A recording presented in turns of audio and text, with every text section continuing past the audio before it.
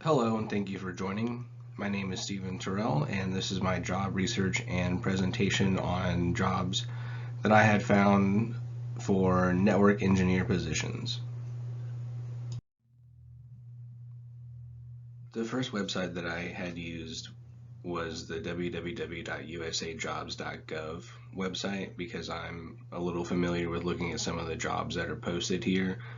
And the two that were available when I looked were a field IT engineer and a senior internet systems engineer in DevOps. What's really great about this website is that the companies that are posting these jobs are very big entities of the government. So this field IT engineer position is for the Central Intelligence Agency. It's at the CIA, and they offer a salary of $65,503 for a full-time position. So this is pretty good. Of course, they do require you to have your bachelor's degree and a security clearance, and of course travel to some of their offices.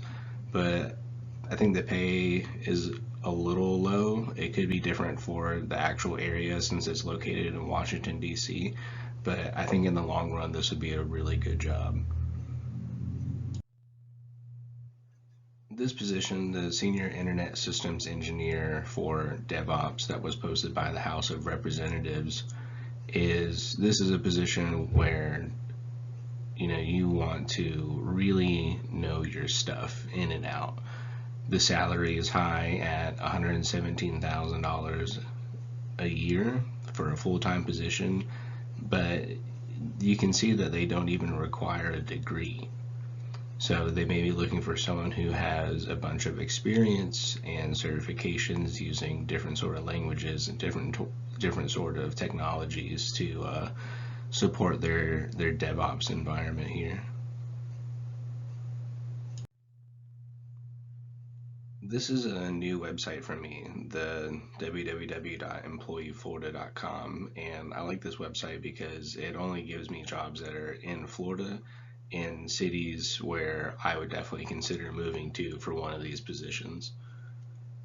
And then each of the jobs that I found in each of these different cities are actually different industries. So one of them is a university, which would be a lot different than working at a hospital or for the CIA, for example. This first job that I found is just a regular network engineer for a company called Digital Intelligence Systems LLC. They sound like they're just a technology company. Maybe they have some clients and they need some assistance with some network troubleshooting or network hardware installation where they need a network engineer because this position is a contract. I did not see how long it was for, but the salary is for $99,000 for the duration of the contract. And in order to receive the contract, you are required to have your bachelor's degree and be willing to travel for some work. So this is probably a company that has some project work that they need some assistance with. This position is really interesting to me. It's a level 2 network engineer position at a company called Florida Healthcare Plan Incorporated. And they offer $77,000 annually for their salary for a full-time position. And I would like to think that a position like this would have pretty good benefits. And so this would be definitely a consideration if I was still in the job market looking for a position. I would want to apply here. They do ask that you have your bachelor's degree, but they do not require any sort of security clearance or traveling for work, which is a nice bonus. This was probably the best job that I had found when I was doing my research. And so this is a level 4 network engineer position at the University of Central Florida. So pretty big name place to go work. And they have a $100,000 salary because they do ask for a bachelor's degree. They do have you on as a full-time employee, and you'll probably work on that entire campus and any sort of sister campuses that they may have in the surrounding area. But the good news is because it's a university that you don't have to have a security clearance, and there probably isn't any or much travel at all.